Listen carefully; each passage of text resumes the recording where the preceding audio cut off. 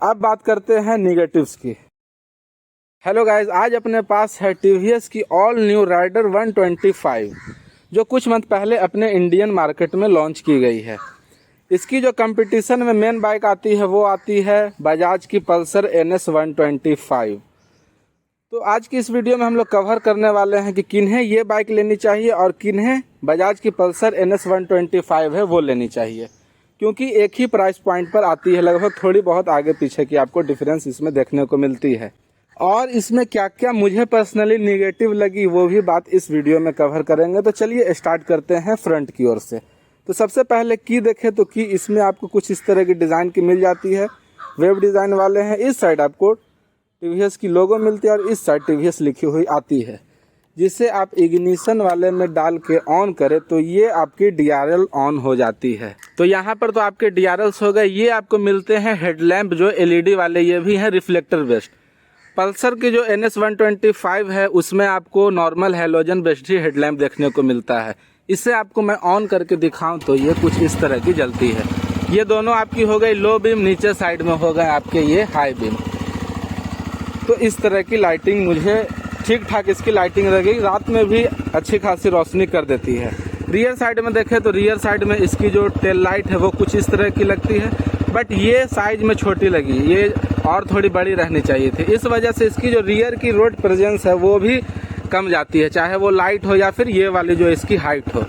पहले ignition of कर लेते हैं। तो अब आप यहाँ पर देखेंगे तो ये देखने में आपको नीची टाइप की बाइक लगती है, ज़्यादा रियर साइड से हाइट नहीं है। हाँ, फ्रंट से आपको देखने में ये लगेगी अट्रैक्टिव, बट रियर में ये कहीं ना कहीं मार खा जाती है। रोड प्रेजेंस के मामले में पल्सर 125 NS जो है वो इससे आगे है, क्योंकि उसकी हाइट भी इससे ज़्यादा है, विड्थ जो होती है चौड़ाई ये भी उसकी इससे ज़्यादा है। अब बात करते हैं ब्रेकिंग की। ब्रेकिंग कैसी मिलती है? तो ब्रेकिंग इसमें आपको उसी साइज़ की मिल जाती है जैसे कि NS 125 में मिलती है।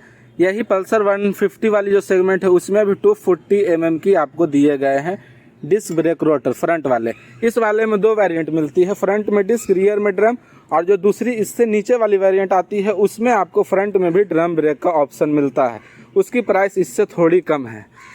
तो यहाँ पर हो गई ब्रेकिंग की बात फ्रंट की। यहाँ टायर सेक्शन की अगर बात कर ले तो ये आपको मिलती है 80/100 सेक्शन के 17 इंच के एलॉय व्हील के साथ। फ्रंट वाले भी 17 इंच के हैं, रियर वाले भी आपको 17 इंच के ही मिलते हैं। रियर वाली टायर सेक्शन 100/90 सेक्शन की मिलती है, जो इस सेगमेंट में सारी गाड़ी में यही बाइक में जो होती है इसी सेगमेंट की टायर्स लगे हुए आते हैं। अब है सस्पेंशन की बात। तो सस्पेंशन इसमें टेलीस्कोपिक सस्पेंशन है फ्रंट में, और रियर में आपको मोनोशॉक सस्पेंशन मिलते हैं, जो साइड में इस जगह नहीं है, इस जगह प्लेस्ड है। इसकी आप हाइट भी अपने अकॉर्डिंग या फिर नीड के हिसाब से सेट कर सकते हैं। तो ये चीज़ है। हालांकि सस्पेंशन भी दोनों की सेम हो गई, उसमें भी इसी तरह की आपको मिडिल में एक सस्पेंशन दिया गया है। टैंक कैपेसिटी 10 लीटर की मिलती है, जो थोड़ी और ज़्यादा रहनी चाहिए थी। इसके ऊपर चार्जिंग के लिए इस जगह प्लेस दिया गया है, बट ये आप आफ्टर मार्केट या फिर कंपनी के थ्रू ही लगा सकते हैं अलग से पेमेंट करके। इसकी फ्यूल टैंक आपको ओपन करके दिखाऊं तो कुछ इस तरह की ये ओपन होती है। तो इसकी जो कैपेसिटी है ये थोड़ी ज़्यादा होनी चाहिए थी, 10 लीटर। इससे आपको रेंज कम मिलता है। माइलेज की भी बात करते हैं जब इंजन की बात करते हैं तो इस जगह टीवीएस का लोगो आता है, दौड़ता हुआ घोड़ा बना हुआ पियानो ब्लैक कलर के फिनिश के साथ। इसमें और भी आपको कलर्स मिल जाते हैं। ये है ब्लू कलर, येलो है, रेड है और शायद वाइट है, इन सब कलर्स के साथ आती है। इस जगह राइडर लिखी हुई आती है। ब्रश्ड एल्युमिनियम वाली जो मटेरियल होती है वो इस जगह यूज़ किए गए हैं। यहाँ पर भी टीवीएस लिखी हुई आ जाती है। और फ्रंट में इस जगह देखें तो यहाँ पर टीवीएस की बैजिंग, इस जगह इंडियन फ्लैग बनी हुई है और इस जगह यहाँ पर राइडर लिखी हुई आती है। तो ओवरऑल लुक के मामले में डिसेंट लगता है। फ्रंट वाला जो पोर्शन है ये मुझे अच्छा लगता है, बट रियर से मुझे उतनी ज़्यादा ये अट्रैक्टिव नहीं लगती है। इंडिकेटर्स इसमें आपको मिलते हैं नॉर्मल हैलोजन वाले ही, इस तरह के मिलते हैं। हालांकि लाइटिंग के मामले में उससे ये आगे है। इस जगह नंबर प्लेट लाइट, ये सारी चीज़ इसमें दी गई है। अब बात करते हैं सीटिंग की। तो सीट्स स्प्लिट वाले मिलते हैं, इसमें भी उसमें भी। इसमें तो हाइट आपको कम मिलता है। और एक चीज़ इसकी पॉजिटिव पॉइंट ये है कि इससे आप ओपन करें तो यहाँ पर आपको इतना सा स्पेस मिल जाता है, जिसके अंदर आप अपनी मोबाइल ये सारी चीज़ ईजिली रख सकते हैं, या फिर पर्स रखना हो, ये सारे चीज़ आप इसमें कैरी कर सकते हैं। डॉक्यूमेंट आपकी शायद इसके अंदर या फिर यहाँ पर भी रखने का स्पेस दिया हुआ हो सकता है, यहीं पर वो भी आप कैरी कर लें। तो ये चीज़ एक अच्छी प्लस पॉइंट लगी जो टीवीएस वालों ने इसमें ऐड की है। अब इंजन की पावर की अगर बात कर ले तो ये जो 125 सीसी का इंजन है ये प्रोड्यूस कर देता है 11.2 bhp का पावर और 11.2 न्यूटन मीटर का टॉर्क।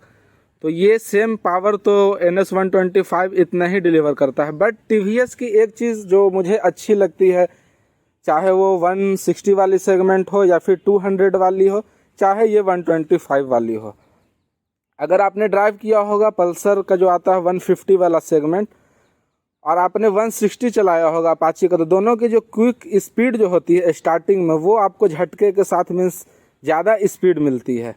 वही चीज़ इसके साथ हुई है, इसमें भी आपको स्पीड जो स्टार्टिंग में है वो काफ़ी तेज़ वाला मिल जाता है। तो इंजन के मामले में मुझे वो ये जो है उससे NS 125 से कहीं ना कहीं बेटर लगी। नीचे साइड में इंजन कॉल भी दिया गया है जो प्लास्टिक वाला ही है और ये सेम टैंक के कलर का आता है। माइलेज का मेन बात है कि माइलेज क्या देती है, तो माइलेज कस्टमर का कहना है जो इसे ऑन करते हैं, उनका कहना है कि ये माइलेज अराउंड दे देता है 55 to 60 किलोमीटर पर लीटर, इस तरह का है। बट प्रॉब्लम एक जगह कहाँ आ जाती है, वो आ जाती है इस MID में, क्योंकि MID जो है वो शो कर देता है 99 का, कभी कभी शो कर देता है 80 का, अभी पता नहीं कितने का शो कर रहा है, वो चेक कर लेता हूँ। रेंज हो गया, ये एवरेज देखिए आप, अभी एवरेज 99 किलोमीटर पर लीटर शो कर रहा है। तो इस तरह का ये माइलेज शो करने लग रहा है। तो ये प्रॉब्लम है जो इस MID में सुधार करने की ज़रूरत है। अब आए हैं MID की, तो MID की भी बात कर ही लेते हैं। तो ये है ऑफ में, ये आपको MID जो है वो अच्छी क्वालिटी की मिल जाती है, मीन्स कलर टाइप की मिल जाती है, जो इस सेगमेंट में किसी और कंपनी में देखने को नहीं मिलेगी। और एक दूसरी चीज़ है, इसमें आपको मोड्स भी मिल जाते हैं, पावर है, इको है, ये दो तरह के मोड मिल जाते हैं। हालांकि मुझे पर्सनली लगता है कि ये पावर या फिर स्पोर्ट जो मोड है या नॉर्मल, ये सारी चीज़ इस सेगमेंट वाली बाइक में देने की कोई ज़रूरत है नहीं, बट कंपनीज दे देती है, क्योंकि अगर पावर ही लगा दिए तो कितना ज़्यादा ये पिकअप चली जाएगी या टॉप स्पीड थोड़ी ज़्यादा बढ़ जाएगी, या फिर इको रखे, माइलेज पे हो सके थोड़ी सी आपको डिफरेंस ज़रूर देखने को मिल जाए।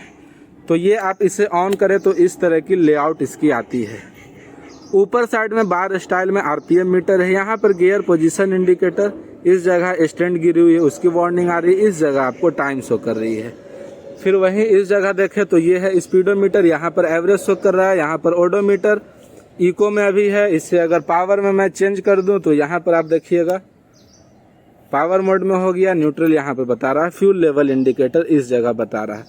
तो रात में भी इसकी जो ब्राइटनेस है वो दिन में या फिर रात में आपको अच्छी मिल जाती है। इस जगह इसे कंट्रोल करने के लिए दो बटन्स मिलते हैं जिसके ऊपर मोड और सेट ये लिखी हुई है। इसे मोड अगर चेंज करें यहाँ से देखिए, trip A, trip B, range क्या बची हुई है 426 किलोमीटर शो कर रही है, एवरेज ये क्या बची हुई है। तो ये सारी चीज़ है इससे रिलेटेड। यहाँ पर कुछ वार्निंग लाइट्स जो है वो आपको यहीं पर मिल जाती है, इसके नीचे साइड में इस जगह, बैटरी इन सब से रिलेटेड। तो MID आपको इसमें अच्छे क्वालिटी का मिल जाता है। यहाँ पर इसके ऊपर TVS का अगेन जो दौड़ता हुआ या भागता हुआ घोड़ा बोले वो है। और एक चीज़, इसे मैं ऑन करूँ तो यहाँ पर देखिएगा आएगी हेलमेट की वार्निंग जो बता रही है कि आप हेलमेट पहन लें। और ऐसे भी ड्राइव सेफ करना चाहिए आदमी को, हेलमेट आप लोग भी यूज़ किया करें, क्योंकि हेलमेट के चलते एक एक्सीडेंट होने से बच गया था, जो अपना देखा होगा आपने 164V वाला जो है जिसे बांध करके लेके जा रहे थे हम लोग, तो वो एक्सीडेंट कर गया था। तो उसमें हेलमेट भी अपना खुद को सेफ रख लिया था। स्विच तो आपको नॉर्मल मिल जाते हैं, हाई बीम, लो बीम, पास स्विच, ये हो गए इंडिकेटर। हॉर्न वाली जो स्विच है या फिर ये तो पहले देखे यहाँ पर अभी से ही मिटना स्टार्ट हो गया है। और हॉर्न आपको सिंगल सा मिलता है, इस वजह से ये ज़्यादा लाउड बजता भी नहीं है। यहाँ पर हॉर्न दिया गया है। तो ये देख रहे हैं ना, अभी ज़्यादा दिन गाड़ी चली भी नहीं है, 1367 किलोमीटर, यानी वही 1400 किलोमीटर के करीब गाड़ी चली है, अभी से इसका ये हाल हो गया, क्योंकि लोग इसे ज़्यादा यूज़ भी करते हैं। बाकी इंडिकेटर या सारी चीज़ की बटन्स यहाँ पर है। ORVM है या फिर मिरर है वो आपको मिल जाते हैं, जैसा आपको 160 में मिल जाती है उसी तरह के आपको इसमें RTR वाली उसी सेम तरह की इसमें ORVM दिए गए हैं। तो ओवरऑल ये सारी चीज़ है इसकी तरफ से फीचर्स, इन सारी चीज़ की बात। ग्राउंड क्लियरेंस जो मिलता है वो आपको 180 mm का मिल जाता है। यही सेम ग्राउंड क्लियरेंस आपको मिलता है NS 125 में भी। एक चीज़ और बच गई यहाँ पर जो मुझे बताना है, ये है देखिएगा तो ये फ्यूल इंजेक्टर का तो सिस्टम इस जगह है, और इस साइड देखिएगा तो ये है, इसमें TVS इंटेलिगो करके है। तो ये नॉर्मल सा जैसे कि फीचर आपने कार्स ये सब में देखा होगा, उसमें आम चीज़ है। हालांकि बाइक के लिए ये एक न्यू चीज़ है, ये भी TVS ने इसमें दिया है। ट्रैफिक में अगर आप लगते हैं और अगर इंजन ऑफ कर देते हैं, फिर अगर आप क्लच ही दाबेंगे तो आपकी जो इंजन है वो स्टार्ट हो जाएगी। इससे पहले आपने हीरो इन सब के भी बाइक में ये सारी चीज़ देखी होगी। अब बात करते हैं निगेटिव्स की कि क्या क्या निगेटिव लगी। तो सबसे पहले इंजन स्टार्ट करते हैं। एक तो मैं निगेटिव बता दिया यहाँ पर, जिसमें ये रेंज जो है वो शो कर रही है 426, या फिर रेंज की वजह से ये, फिर इसकी वजह से रेंज गलत शो करती है। जो माइलेज है एवरेज वो शो कर रहा है। दूसरी चीज़ है, अब इसकी अगर इंजन स्टार्ट करें तो इंजन जो है ना 2000 RPM तक रहता है। नॉर्मली बाइक में या फिर पेट्रोल इंजन है भाई, डीजल इंजन थोड़ी है, इतना ज़्यादा RPM नहीं होना चाहिए। तो ये देखिए RPM इतना से घटेगा नहीं। TVS वाले भी इसे कंट्रोल नहीं कर पा रहे हैं और गाड़ी बंद भी हो जाती है कभी कभी, जैसे कि आप देख रहे होंगे थोड़ी ब्रेथिंग करने में ये प्रॉब्लम कर रही है। दूसरी नेगेटिव चीज़, सेकंड गियर में अगर आप ट्रैफिक में रुक जाते हैं तो आपको फर्स्ट गियर करना होगा, तभी ये उठेगी, नहीं तो फिर ये बंद हो जाएगी। सेकंड गियर पर ये उठ नहीं पाती, आपको नॉर्मल 1 गियर पर लाएं, फर्स्ट गियर पर, तो जा करके ये आप उठा सकते हैं। और एक चीज़ जो ऑनर ने बताया हमें वो है इसकी ब्रेकिंग से रिलेटेड। फ्रंट वाली तो ब्रेक ये हो गई, आप इसे प्रेस करते हैं तो सिर्फ आपकी नॉर्मली ये ब्रेक काम करेगी। अगर आप इसे प्रेस करते हैं तो ये देखिएगा यहाँ पर भी, एक तो इसकी वेट जो है ना इतनी कम है, बस पैर रखने पर ही इस साइड आ जा रही है। तो देखिए ये जो है फ्रंट वाले भी काम करती है। बट कस्टमर का कहना है कि वो जब रियर वाली ब्रेक प्रेस कर रहे हैं तो फ्रंट वाली उतनी अच्छे से वर्क नहीं कर रही है, मतलब वो ब्रेक नहीं ले पा रही है। थोड़ी बहुत काम कर रही है बट रियर वाली तो ठीक काम कर रही है। तो ये उनका कहना है। तो ये सारी चीज़ है इसकी नेगेटिव, साथ में पॉजिटिव भी इसमें अच्छी खासी आपको मिल जाती है। टैंक के ऊपर यहाँ पर मिल जाता है आपको रगड़ टाइप का प्लास्टिक जो मैट कलर के साथ आता है। वेट या फिर बिल्ड क्वालिटी, इसकी जो वेट है वो आपको अराउंड 122-124 kg पड़ती है, और वही NS 125 जो है उसकी वेट आपको इससे 20 kg ज़्यादा पड़ जाती है, वो 140 kg के करीब है। उसमें भी आपको टैंक कैपेसिटी जो है वो 1 लीटर ज़्यादा 11 या 12 लीटर का ही मिलता है।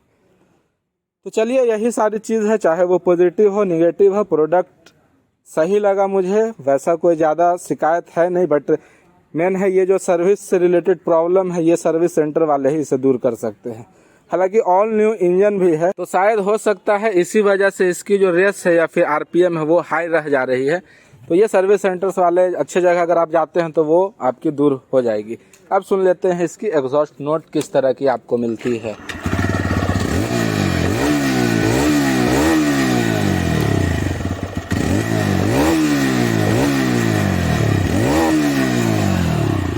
एग्जॉस्ट नोट के ऊपर आपको इस तरह का कवर भी मिल जाता है। तो ये ओवरऑल हमारी तरफ से थी इस TVS राइडर से रिलेटेड। अब प्राइस इसकी पड़ रही है ऑन रोड इन पटना या बिहार बोले 1,05,000 रुपये के करीब। तो इस तरह का आपको इसका लुक ये सारा चीज़ मिलता। तो चलिए मिलते हैं आपसे नेक्स्ट वीडियो में। अगले वीडियो तक ड्राइव सेफ, बी सेफ।